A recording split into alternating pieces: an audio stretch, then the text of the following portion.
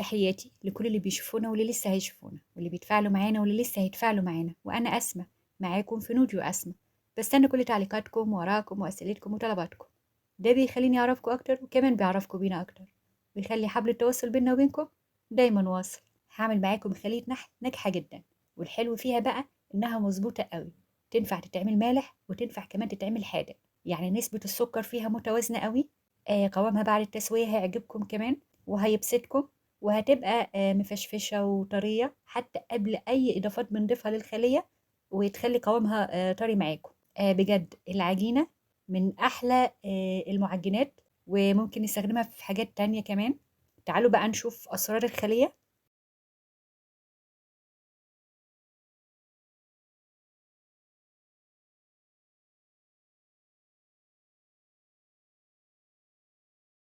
المقادير معانا كيلو دي، وكالعادة كعادة مخبوزاتي وكمان الكيكات عامة، يعني المخبوزات بشكل عام لازم ننخل الدقيق.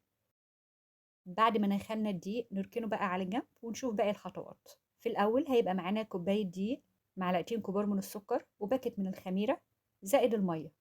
هحط تلتين كوباية من المية وعليها الخميرة والسكر وندوبهم مع بعض.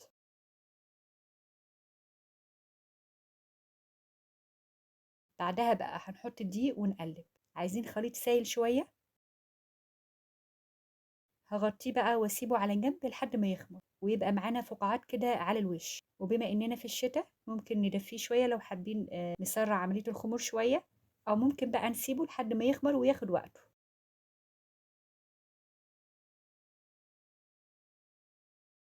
دي باقي مكونات العجينة: معلقة كبيرة ملح، 3 معالق كبيرة من الخل الأبيض، 180 جرام زبادي، يعني علبة زبادي كبيرة من السوبر ماركت بيبقى مكتوب عليها 180 جرام، نص كوباية زيت، 100 مللي من الزيت، 100 جرام لبن باودر، حوالي 12 معلقة كبيرة، زائد المية. نحط الدقيق في بولة، وده كيلو دقيق ناقص الكوباية اللي احنا عجنا بيها في الأول. نضيف الملح ونقلبه. بعدها بقى نضيف اللبن، نوسع بقى مكان لباقي المكونات. هنضيف الزبادي وعليها الزيت والخل، وهنضيف المية شوية شوية، مش كلها مرة واحدة. ودي العجينة الأولية اللي احنا عجناها في البداية، وهي تعتبر زي البولش كده. هنضيفها على باقي المكونات ونبتدي بقى نعجن.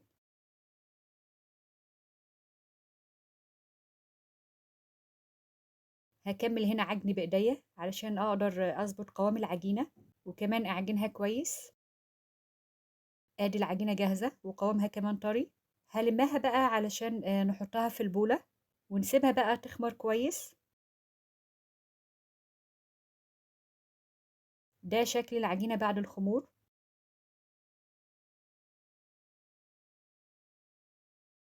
وأنا دهنت البولة قبل ما أحط فيها العجينة، علشان كده طلعت معايا بسهولة. هقسم العجينة لكور صغيرة من 15 جرام ل 20 جرام ونكورها. أنا هنا بقى هعملها سادة مش هحشيها، لكن لو حابين بقى نحشيها جبنة أو شوكولاتة أو أي حاجة احنا عايزينها.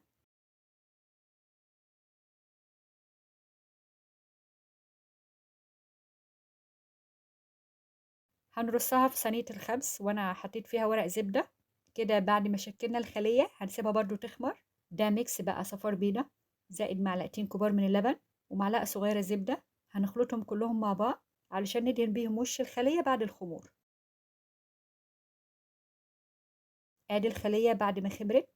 ندهن بقى الوش من فوق ونخبزها بقى في الفرن على درجة حرارة 180 أو 190 على حسب سخونية الفرن بتاعتنا.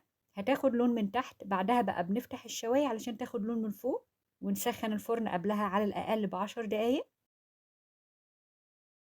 دي جبنة شيدر زائد زعتر، هرشهم على الخلية أول ما تطلع هي وسخنة. دي الخلية بعد التسوية، هديها مسحة بقى من الزبدة السايحة وتكون الزبدة دافية شوية. بعدها رشة من الجبنة والزعتر. يعني الإضافات والحشوات في الخلية دي بقى حسب راحتكم وحسب رغبتكم، زي ما قلت حلو حادق.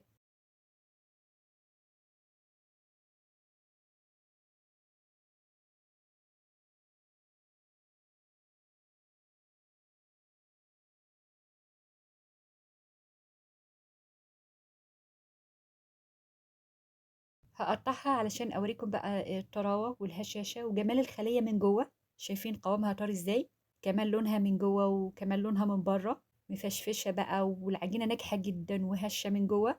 الحقيقة عجينة رهيبة جدا وحلوة، وزي ما قلت لكم هتعملوها حلو أو حادق هتبقى رهيبة معاكم. ريحتها جبارة، ميكس الجبنة مع الزبدة مع الزعتر حلو قوي.